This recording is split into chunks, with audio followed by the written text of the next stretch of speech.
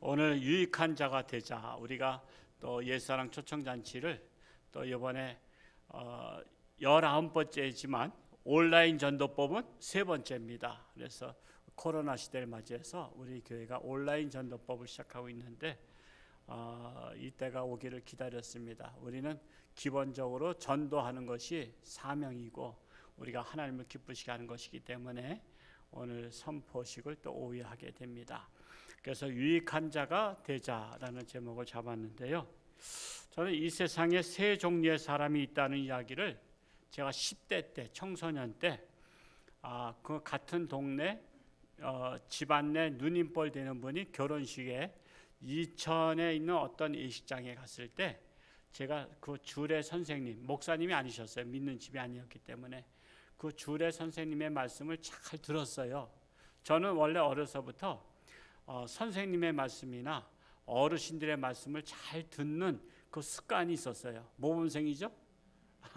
그래서 원래 주례 말씀 잘 안 들어요. 제가 주례 쓸 때 보면 그냥 떠들고 막 그러잖아요. 그냥 친척들 오랜만에 만났다고 그냥 자기들끼리 막 얘기하고 주례사 말씀은 안 들어. 근데 또 제가 말하면 또 잘 듣고 해서 감사하긴 한데 제가 어려서부터 주례 말씀이라든가 우리나라 명사들의 그 강의, 뭐 김영석 박사님 아직도 지금 생존해 계신데 또 김동길 교수님이라든가 또 조병호 박사님이신가 정 어떤 박사님 그런 분들이 특강이 따르면 저는 막 그냥 가고 그랬어요. 그렇게 듣다 보니까 했는데 그 제가 10대에 들었던 그 주례 말씀, 그 선생님의 말씀 중에서 인생에는 세 종류의 사람이 있다고 하시면서 꼭 필요한 사람, 있으나 마나인 사람, 있어서는 안 될 사람.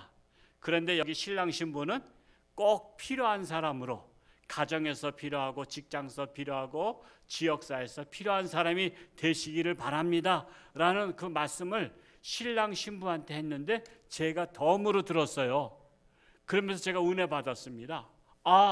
세상에는 세 종류 중에서 나는 있어서는 안 될 사람이 돼서도 안 되겠고 있으나 마나인 사람이 돼서도 안 되겠고 나는 꼭 필요한 존재가 되자. 그런 결심을 저는 10대에 결심을 해서 또 이렇게 목사가 되어서 이렇게 목회를 하고 있습니다. 자, 오늘 본문의 말씀을 통해서 우리의 신앙생활을 달란트로 비유하고 있는데 착하고 충성된 종으로서 유익한 사람이 있는가 하면 악하고 게으른 종이 있어서 무익한 사람이 있다고 두 가지로 말씀을 나누고 있습니다.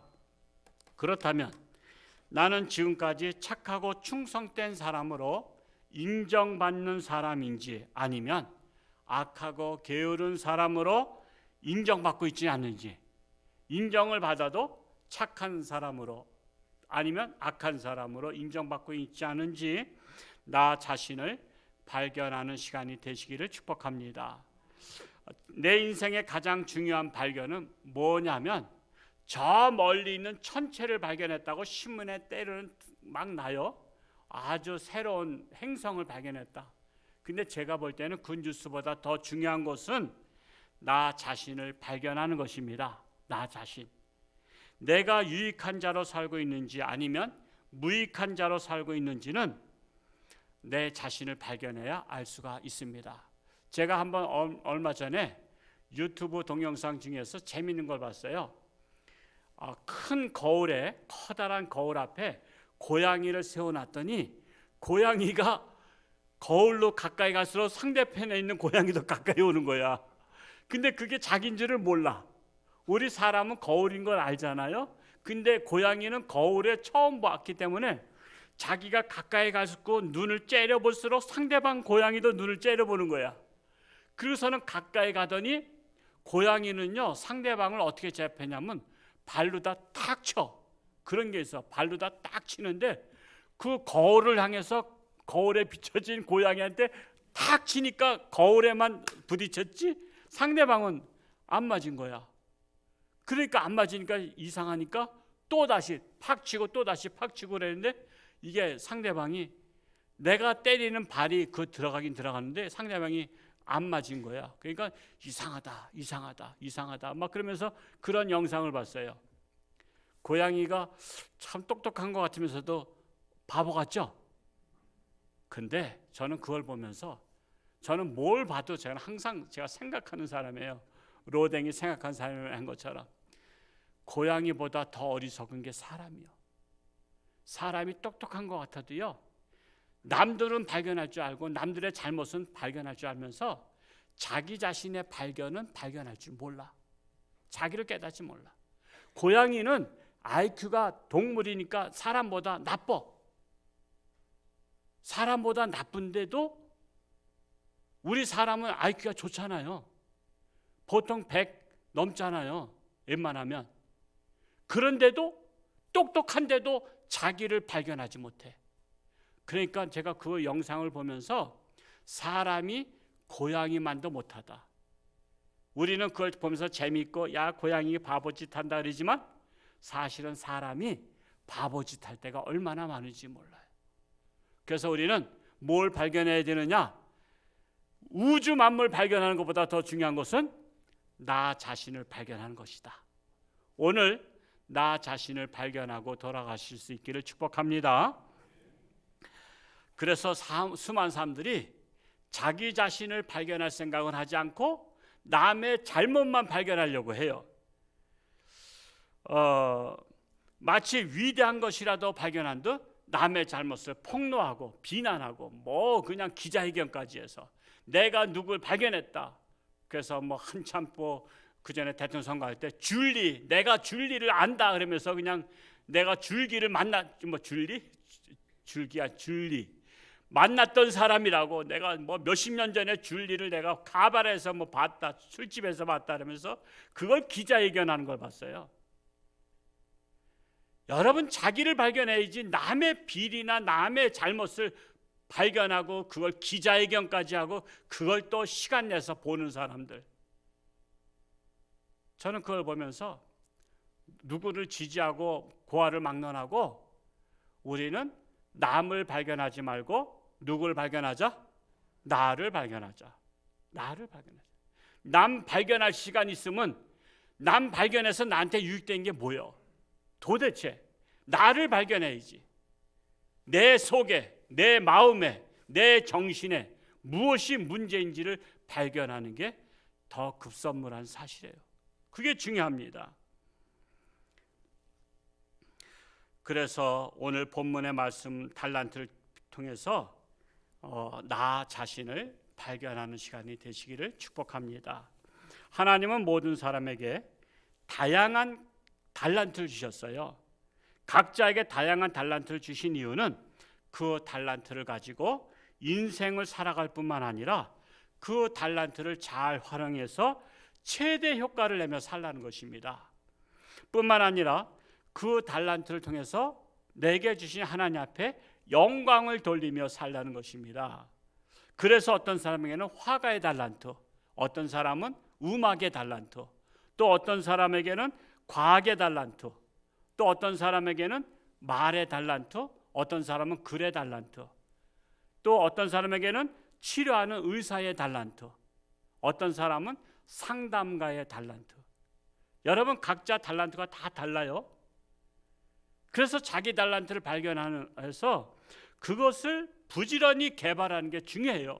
그걸 키우는 겁니다. 나무를 키우듯이. 나무를 처음에는 묘목 하나 심었지만 그 나무 묘목을 심을 때 어떤 마음을 갖죠? 이게 장차 10년 후, 20년 후, 30년 후에 커다란 나무가 될 것을, 많은 열매 맺힐 것을 기대하면서 심듯이 여러분 자기 마음에 있는 달란트를 개발하는 거예요. 이걸 개발해서 이것이 나무 자라듯이 이게 크다랗게 자라면 큰 일을 감당할 수 있는 거예요. 저 같은 경우는 다른 달란트가 제게 별로 없어요. 제가 노래도 못해. 그래서 제가 독창을 안 하잖아요. 그냥 음치라. 불러서 즐겁고 들어서 괴롭고. 그렇기 때문에 제가 노래를 안 해. 또 제가 그림도 그릴 줄 몰라. 그냥 그림을 어떻게 그렸냐 하면 사람 얼굴은 동그라미, 몸뚱아리는 찌긋고 팔 양쪽에 찌긋고 다리 찌긋고 그럼 사람이야. 그리고 이제 얼굴에는 눈 동그랗게 그리고 코 이렇게 하고 귀 옆으로 이렇게 하고. 저는 그 이상을 못 그려. 그래서 저는 학교 다닐 때 옛날에는 그림 그리기 위해서 그림을 내면은 그걸 가지고서 점수를 줬거든요. 그래서 저는 그림 그릴 줄 모르니까 다니면서 친구들 누가 그림 잘 그리냐 보고서 야, 너 빨리 그리고 내 거 좀 하나 그려줘. 그래서 거기다 이름은 내 도화지에다 내 이름 쓰고서는 그렸어. 그러니까 저 그림 잘 그린 친구가 그려줬을 때는 점수가 좋았어. 그랬다가 어떤 애는 그림을 잘못 그린 친구가 도와줬을 때는 점수가 또 푹 내려갔어. 그래서 저는 그런 쪽에는 제가 개발하지 않아. 거기다 시간을 내가 헛되게 보낼 시간이 없어. 저에게는 무슨 은사가 있는 것 같아요? 없는 것 같아요? 말씀.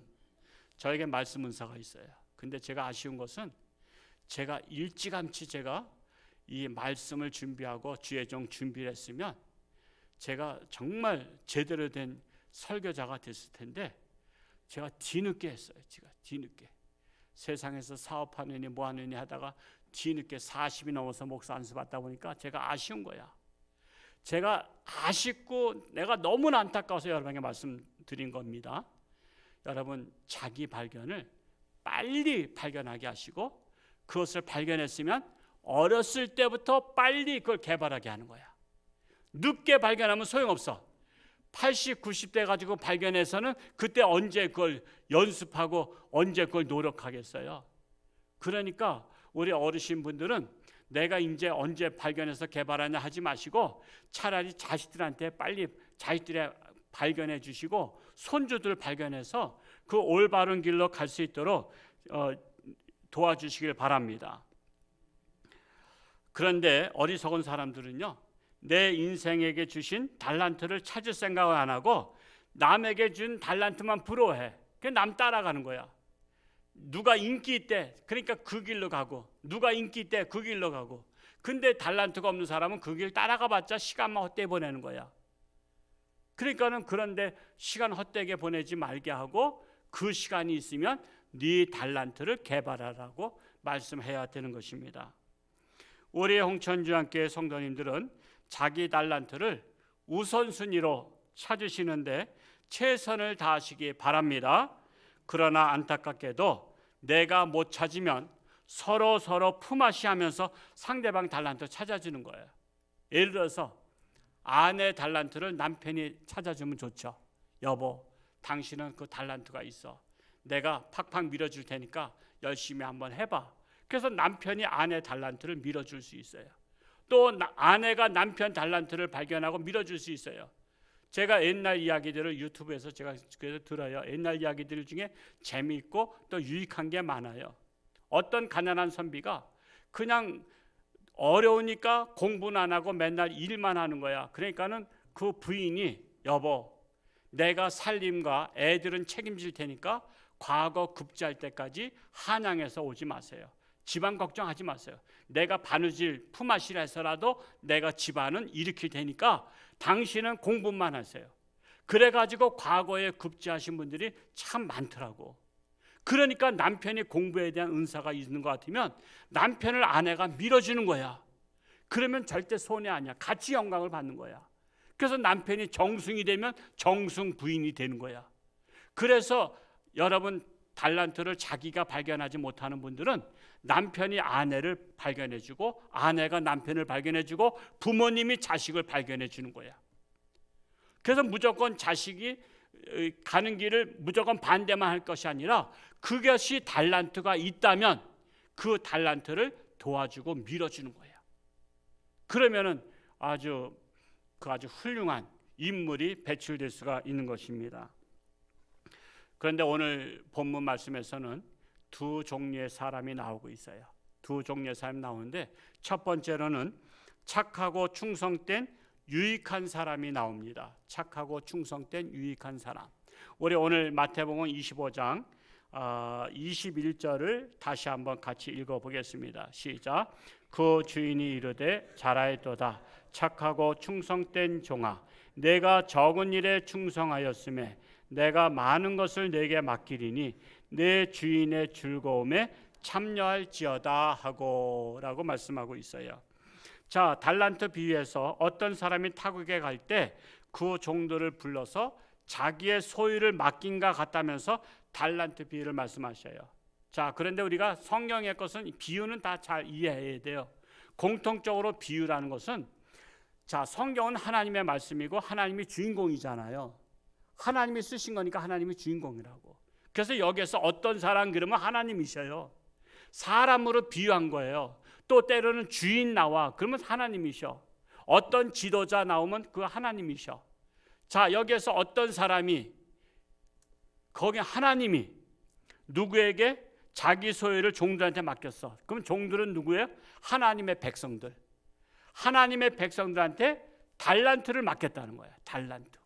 각자의 재능을 맡겼다는 거예요. 그렇게 해석하면 이해가 쉽죠. 자, 하나님은 각각 그 재능대로 달란트를 맡기는데 첫 번째 사람에게는 5달란트를 맡깁니다.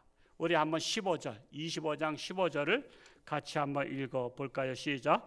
각각 그 재능대로 한 사람에게는 금 5달란트를, 한 사람에게는 2달란트를, 한 사람에게는 1달란트를 주고 떠났더니, 자, 첫 번째 사람에게 5달란트 맡겼어요. 그러자 5달란트 받은 자는 그것을 미천 삼아서 열심히 장사해 가지고 또 5달란트를 남겼어요. 오늘 장사하는 법을 알려주는 게 아니에요. 지금 하나님께서 하나님의 백성들한테 각자 재능을 주셨다는 것을 말씀하고 있는 거예요. 자, 그래서 그가 5달란트의 재능을 받았는데 그것을 곱빼기로 또 5달란트, 그래서 도합 10달란트가 됐다는 거예요. 우리 16절 말씀을 또 같이 읽어볼까요? 시작. 5달란트 받은 자는 바로 가서 그것으로 장사하여 또 5달란트를 남기고 그랬습니다. 오랜 세월이 지난 후에 하나님이 찾아오셔서 맡겼던 달란트를 가지고 어떻게 활용하였는지 결산하자고 하실 때 5달란트 받은 자는 5달란트를 더 남겨서 이렇게 남겼다고 보고한 거예요.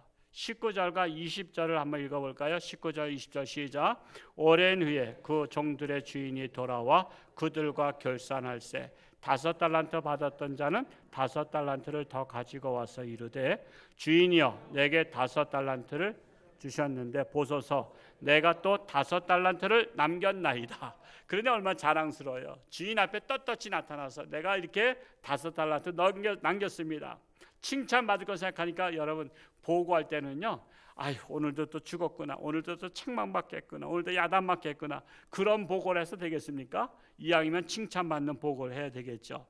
그 5달란트 맡겼던 자가 자부심을 가지고 하나님 앞에 당당하게 나온 거예요.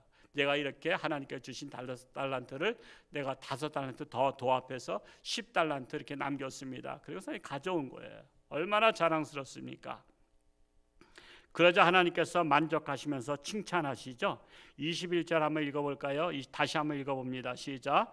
그 주인이 이르되 잘하였도다 착하고 충성된 종아 내가 적은 일에 충성하였음에 내가 많은 것을 내게 맡기리니 내 주인의 즐거움에 참여할지어다 하고 그랬어요. 자, 이 말씀에서 우리가 놓치지 말고 주목할 것은 작은 일에 충성할 때 하나님은 많은 것을 맡긴다라는 것입니다. 여러분, 교회는 일터로 비유하겠습니다. 제가 교회를 병원이라 비유하기도 하고 또 교회를 목욕탕이라고 비유하기도 했어요. 근데 오늘은 제가 또 새로운 아이디어가 떠올라서 교회는 일터로 비유하겠어요. 자, 하나님의 일터입니다. 교회는 하나님의 일터다. 그래서 교회는 하나님의 회사예요. 하나님의 회사. 하나님의 주식회사예요. 하나님의 매장이고 하나님의 공장이에요. 우리 홍천유한교회는 하나님의 공장이고 하나님의 매장이고 하나님의 회사입니다. 우리 모두는 하나님의 주식회사에 입사한 회사원이에요. 여러분 그거 처음 들어보시죠? 여러분들 모두 다 우리 하나님의 회사원들이십니다. 축하합니다. 회사원 되신 것을. 자, 회사로 비유하면 구역장은 계장이라고 비유해 보겠어요. 기분 나빠하지 마시고 구역장은 계장이요, 교구장은 과장이요, 그리고 연합교구장은 영업부장이시고, 그러면 목사는 뭘까? 제가 1부 시간에는 상무로 했는데 2부 시간부터 조금 진급을 빨리 시켰어. 전무로다가. 목사는 전무요. 자, 그러면 이 하나님의 일터의 사장님은 예수님이셔. 교회 머리는 예수 그리스도시라. 그리고 연합 그룹 회장님은 하나님이셔. 그래서 이 교회는 하나님의 집이라고 하잖아요. 하나님의 집이요. 제가 비유를 말씀한 거예요. 오해하지 않길 바랍니다. 또 오해하고선 또 홍천주한교회가 또 하나님의 주식회사래, 또 무슨 그룹 무슨 뭐래, 그래서 또 뭐 회장이 하나님이시래, 그 이단 아닌가요? 그러면서 또 하지 않길 바랍니다. 제가 비유를 말씀했다 그랬어요. 자, 사장이신 예수님이나 회장 되신 하나님께서는 자신의 회사에 입사한 사원들이 착하고 충성된 사원들이 되시기를 원하시죠. 그리고 목사는, 전무되는 목사는 회장님이신 하나님의 그 지시를 올바르게 받아야 돼. 그게 바로 뭐냐면 말씀을 통해서 하나님의 말씀에 벗어나지 않도록. 왜? 하나님의 말씀이 하나님의 뜻이잖아. 회장님의 뜻이라고. 하나님 회장님의 뜻이야. 그 하나님의 회장님의 뜻을 올바르게 회사원들한테 전달해야 돼. 자, 회장님께서 명하셨습니다. 이번에 이런 일들 열심히 하셔야 됩니다. 이번에 봉사 열심히 하셔야 됩니다. 이번에 전도 열심히 하시라고 하십니다. 이번에 기도 열심히 하라고 하십니다. 지금 나라가 위기인데 기도하라고 하나님께서 말씀하십니다. 그러면서 하나님의 뜻을 전무인 저는 회사원들한테 지시를 해주는 거예요. 자, 그래서 기도합시다. 전도합시다. 봉사합시다. 우리 하면서 이렇게 하는 거예요. 그러면 여러분 일사불란하게 우리는 내가 홍천주한교회 하나님의 주식회사에 입사한 한 열심을 다해야 될 거 아니야. 최선을 다해야 되는 거예요. 왜요?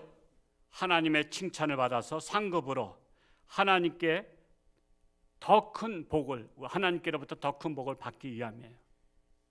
자, 제가 하나님의 회사라고 했는데 우리는 죽도록 충성해야 되는 거예요. 여기에 거부감이 나면 안 돼요. 자, 일반 회사를 비유할게요. 삼성이 그래도 이랬던 우리나라에서 그래도 자타가 공인하는 인류 회사잖아요. 삼성, 현대, LG 뭐 이런 식으로 나가잖아요. 세계적인 회사예요. 자, 삼성에 누구나 다 들어가길 소원합니다. 젊은이들이. 그렇게 비난을 해도 그러면 회사에서 면접을 봅니다.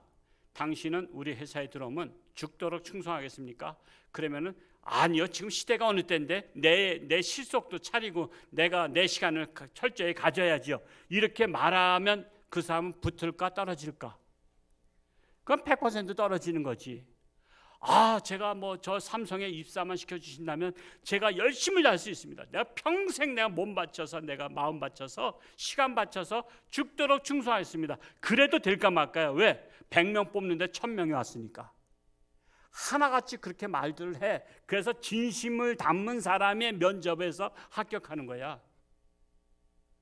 자, 그러면 회사에서 그러면 이제 딱 그것만 봐.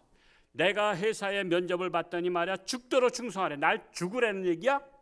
그러면서 기자회견 해가지고 삼성 나쁘다 이렇게 말해? 여러분, 그 회사에서 왜 죽도록 충성할 수 있습니까? 라고 물어본 이유는 뭐냐면 그만큼 대우해 주겠다는 거 아니야. 그만큼 책임져 주겠다는 거야. 당신이 죽도록 충성하면 회사는 당신의 가정을 책임질 거다. 월급을 책임지고 하물며 당신의 자녀들 대학교 졸업할 때까지 학자금 책임지겠다. 그리고 당신이 병원에 가서 수술하면 병원비도 책임질게. 그래서 요즘에 인류 회사는 복지도 책임지고 교육도 책임지고 다 책임져. 그러니까 죽도록 충성하라고 말할 만해. 말해서는 안 돼. 할 만하죠. 죽도록 충성하라 그러면 할 만한 거예요. 왜? 다 책임지겠다는데. 당신의 가정, 아기 나면은 출산 휴가 다 주고 또 출산비 다 주고 또 집 산다라면 또 대출 또 싸게 해서 회사 이름으로 다 해줄게. 책임져 줄게. 그러면 죽도록 충성하라고 할 만하단 말이에요. 그런데 하나님께서 우리한테 죽도록 충성하라 그래요. 착하고 충성된 종아, 충성하라는 거예요. 왜? 네 인생 책임질게. 네 자녀도 책임질게. 언제까지? 천대까지. 하나님을 제대로 믿는 자들에게는 하나님께서 자자손손 1000대까지, 그리고 또 영원한 천국도 책임질게, 너의 앞길을 내가 책임질게, 하나님께서 그렇게 책임지겠다고 하시면서 죽도록 충성하라는 것이지, 하나님의 회사에 입사했다고 해서 이놈들 다 골탕 먹이고 이놈들 다 부려먹다가 폐기 처분해야지, 그런 하나님이 아니요. 마귀는 그렇지. 마귀에게 죽도록 충성하라고 나중에 다 그냥 다 폐기 처분해서 지옥 쓰레기통에다 갖다 놓지. 근데 하나님은 하나님 앞에 죽도록 충성하는 자에게 하나님은 책임지셔요. 인생을 책임지셔, 미래를 책임지셔, 천국까지 책임지시고 우리 자자손손까지 책임지시는 하나님이셔요. 그렇기 때문에 우리는 하나님의 말씀대로 순종하는 사람이 지혜로운 사람이요, 하나님 앞에 어긋난 행동을 하거나 하나님 앞에 반항하거나, 나는 하나님께서 그렇게 말씀해도 난 지혜롭게 세상과 짝하면서 나는 그냥 하나님 앞에 한 다리 걸치고 세상에 한 다리 걸치고, 그게 바로 사는 재미야. 저 사람들 바보같이 맨날 교회만 가서 살아. 나는 어리석게 그렇게 안 해. 그러지만 그 사람 인생을 뒤돌아보세요. 실패와 좌절뿐인 인생을 살아가잖아. 자기가 마음대로 그렇게 인생을 행복하게 살 줄 아세요? 우리 인생은 하나님께서 책임지셔야만이 우리 인생은 행복한 인생을 살 수가 있어요. 그러니까 조금 바보 같을지라도 남들이 저 홍천주 함께 다니면 교회 가고 말이야, 맨날 수요 기도회도 가고 구역 예배도 가고 새벽에도 가고 뭐 전도하러 다니고 봉사를, 에휴 바보 같아 바보 같아도 여러분 바보 같은 게 아니야. 정말 하나님 앞에 내 인생을 맡기는 거예요. 그러면 하나님께서 책임진다는 사실을 깨달을 수 있기를 축복합니다. 그래서 홍천주 함께 입사해서 하나님의 복을 못 받은 사람도 기적이야. 홍천주 함께 다니면서 하나님의 복을 못 받아도 그건 기적이고, 하나님의 복을 받는 것이 당연지사다라는 사실이에요. 여러분 모두가 홍천주 함께라는 하나님의 일터에서 열심히 일하셔서 착하고 충성된 종이라 칭찬받으시고, 여러분이 속한 가정이나 일터에서 유익한 사람이 되시기를 축복합니다. 두 번째로, 악하고 게으른 무익한 사람이 있습니다. 악하고 게으른 무익한 사람이라고 낙인 찍힌 사람이 있어요. 26절 말씀을 읽어보겠습니다. 시작. 그 주인이 대답하여 이르되 악하고 게으른 종아, 나는 심지 않은 데서 거두고 해치지 않은 데서 모으는 줄로 내가 알았느냐 하고 말씀하십니다. 자, 먼저 5달란트 받은 자나 2달란트 받은 자는 하나같이 착하고 충성된 종이라는 칭찬을 받았죠. 22절과 23절을 한번 같이 읽어볼까요? 시작. 2달란트 받았던 자도 와서 이르되 주인이여, 내게 2달란트를 주었는데 보소서, 내가 또 2달란트를 남겼나이다. 그 주인이 이르되 잘하였도다 충성된 종아, 내가 적은 일에 충성하였음에 내가 많은 것을 내게 맡기리니 내 주인의 즐거움에 참여할지어다 하고, 이렇게 5달란트 받은 자나 2달란트 받은 자는 착하고 충성된 종이라는 칭찬을 받았습니다. 그러나 1달란트 받은 자는 그 달란트를 잘 활용하지 않고 땅속에 묻어두었다는 겁니다. 즉 자기 재능을 썩혔다는 겁니다. 그 말씀 18절 한번 읽어볼까요? 18절 시작. 1달란트 받은 자는 가서 땅을 파고 그 주인의 돈을 감추어 두었더니, 땅을 파고 감추어 두었다는 것은 그 자기 재능을 죽여버렸다는 거예요. 사용하지 않았다는 거예요. 그리고 주인 대신 하나님이 오셨을 때 아무것으로도 사용치 아니한 그 1달란트를 그대로 하나님께 보여준 거예요. 전혀 발전하지 아니한 모습, 그냥 잠재적인 그 달란트를 그대로다 그냥 묻어놨다가, 여러분 땅속이 어디죠? 마음속이 땅속이에요. 옥토밭이 마음이 밭이란 말이에요. 이 밭에다가 땅속에다 그냥 묻어둔 거야. 이걸 자라게 해야 되는데, 활용해야 되는데 그냥 마음속에 묻어두고서는 전혀 사용하지 않았어요. 그대로 그 마음속에 그 달란트, 썩혀버린 달란트를 그대로 하나님 앞에 보여주자 하나님께서 뭐라 했어요? 이 악하고 게으른 종이라고 야단치시면서 그 한 달란트마저 빼앗아서 착하고 충성된 종에게 줬어요. 차라리 10달란트 남긴 자에게 너 가져라 하고선 차라리 그거 내놔, 너한테 주는 것이 아깝다 하고선 그 5달란트 남긴 자에게 준 거예요. 28절 말씀으로 넘어가서 한번 읽어볼까요? 시작. 그에게서 그 한 달란트를 빼앗아 10달란트 가진 자에게 주라. 그걸 빼앗아서 주라 해서, 그래서 있는 자는 더 있고 없는 자는 더 없는 거예요.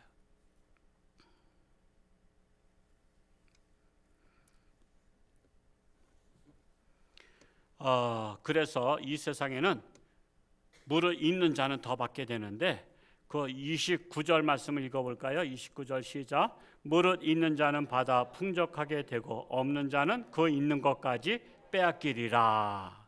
그러므로 하나님의 회사인 홍천주와 함께 다니시면서 자주 결석을 하거나 지각을 하거나 아니면 열심히 출근은 하는데 아무것도 안 하면 무익한 사람이라는 레드카드를 받게 돼요. 여러분 축구 경기에서 여러분 반칙을 하는 사람을 갖다가 옐로 카드 처음에 주죠. 노란 카드를 딱 줘요. 그랬는데도 계속 반칙을 하면은 빨간 레드 카드를 딱 꺼내면은 무조건 퇴장해야 돼. 거기서 항변해봤자 소용없어. 인정 안 해. 레드 카드 딱 준 순간부터는 인정 안 해. 내가 이래서 했다 저래서 했다 그래도 변명이지, 아예 그거 한 번도 그걸 인정해주는 선수가 저기 심판이 없더라고. 여러분 교회도 마찬가지요. 하나님께서 권면하실 때 똑바로 정신 차리고 하나님 앞에 나와. 이 소리 들으면은 옐로 카드 받는 거야. 이 소리 들으면 옐로 카드 받는데도 옐로 카드를 받아도 그걸 별거 아니라고 생각해.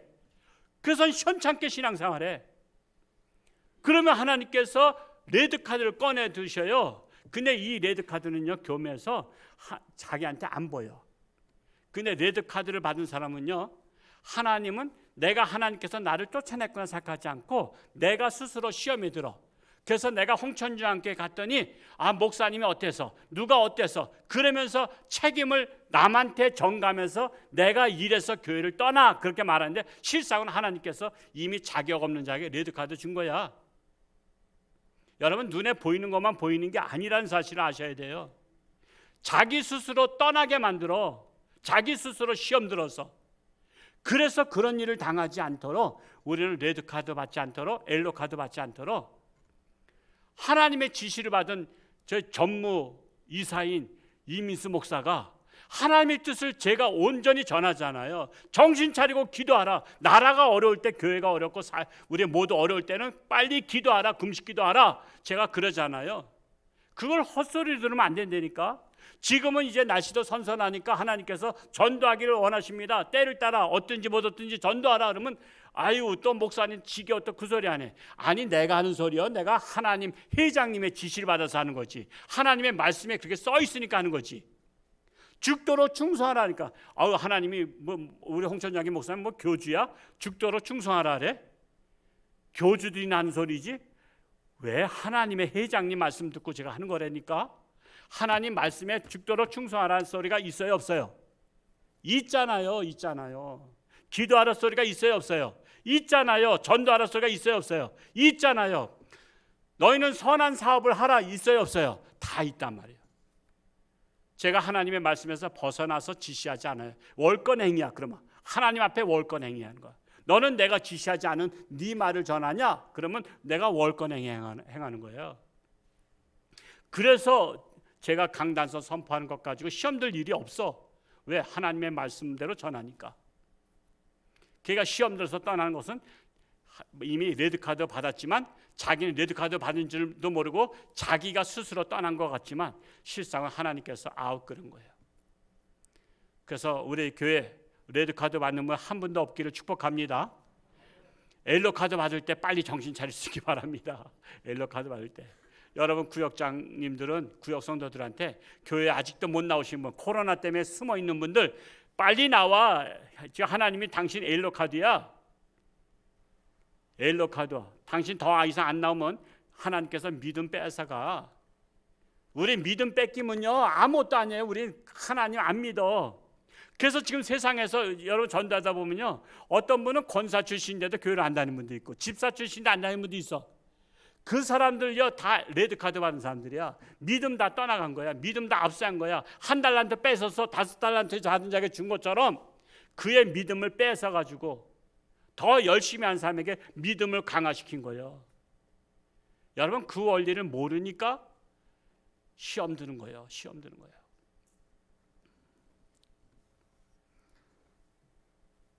이제 무더위도 지나고 선선한 가을을 맞이해서 하나님께서 홍천중앙교회라는 하나님의 사업장에 제19회 옛사랑 초청잔치를 이제 맡기셨습니다.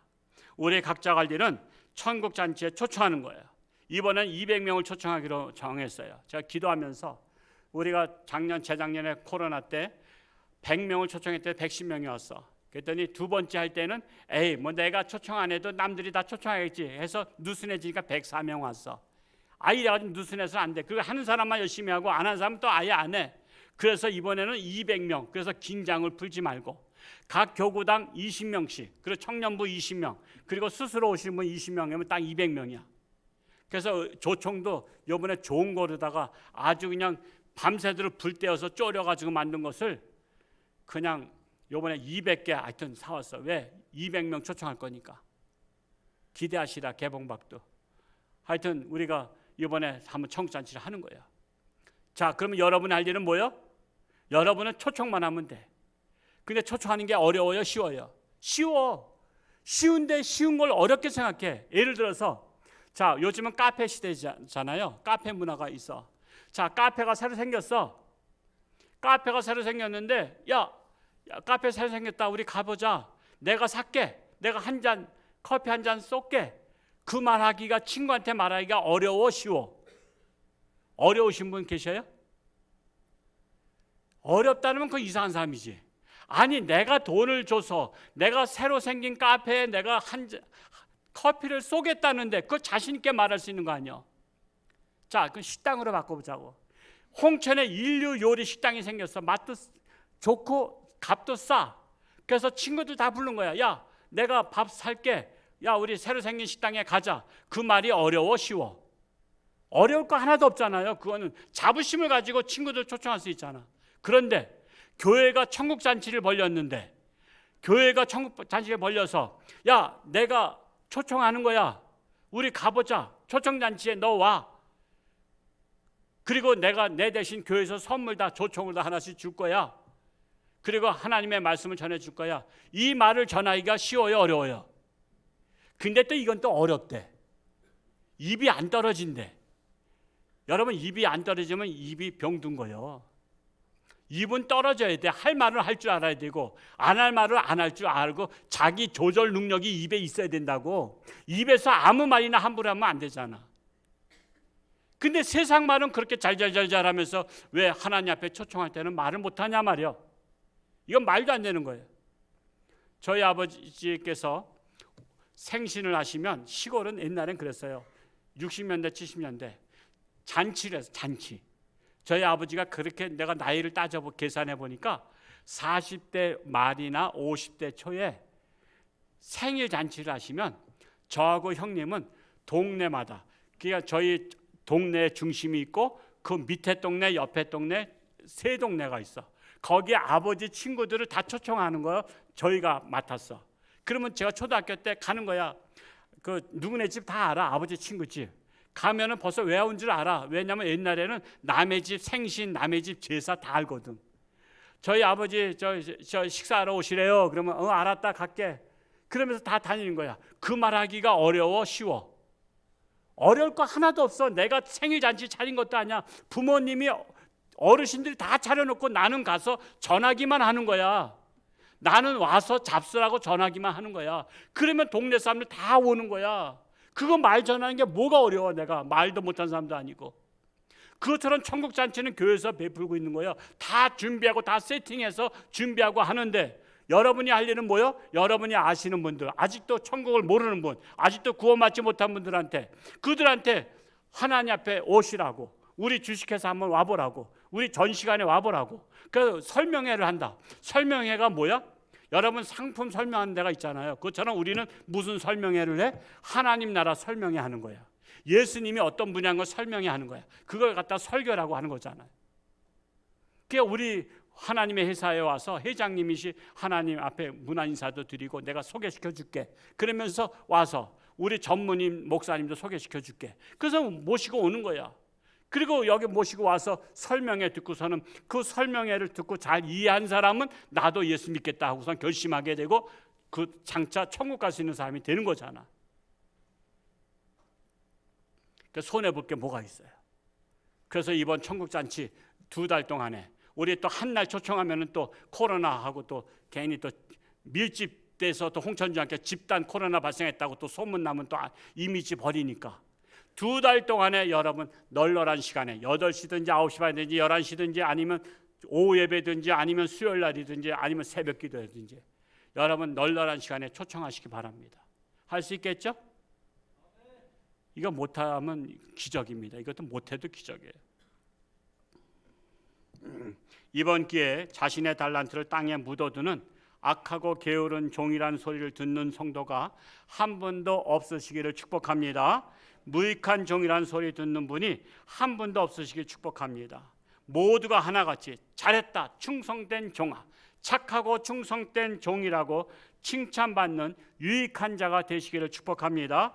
그리하여 여러분의 인생이 더욱더 풍요로운 인생이 될 수 있기를 축복합니다. 기도합니다. 할렐루야. 고맙고 감사하신 아버지 하나님, 이제 여름도 지나가고 이제 선선한 가을바람이 불며 이제는 전도 초청잔치를 이제 19회차 이제 시작하고 있습니다. 참으로 우리 홍천주와 함께 하나님의 교회요, 하나님의 집이요, 하나님의 회사요, 참으로 우리는 홍보관입니다. 하늘나라를 홍보하는 홍보관이요 전시관입니다. 하나님을 소개하는 것입니다. 예수님을 소개하는 것입니다. 구원받는 길을 소개하는 것입니다. 우리가 죄인임을 소개하는 것입니다. 그래서 우리의 죄를 청산하고 하늘나라를 바라보며 나아가는 것입니다. 이번 천국잔치에 한 사람도 악하고 게으른 종이 없고 다 무익한 종이 하나도 없고 다 유익한 종이 되어서 모두가 천국잔치의 홍보대사가 되고 우리가 하늘나라를 소개하는 우리 모든 성도들, 자랑스러운 성도들이 되게 하여 주옵소서.